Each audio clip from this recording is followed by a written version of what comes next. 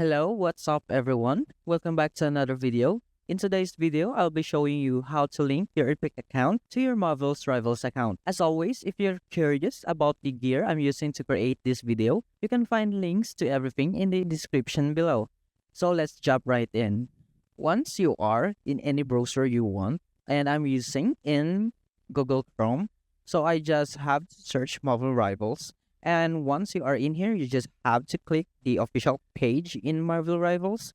Once you are in here, you should just have to log out your account and you just have to log in.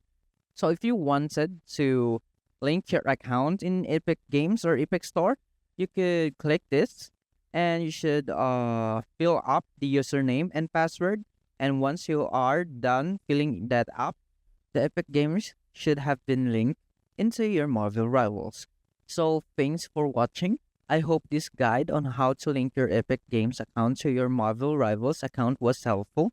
If you enjoyed this video, don't forget to give it a like and make sure to subscribe for more tutorials and tips. Check out the description for links to my gear and other useful resources. See you in the next video.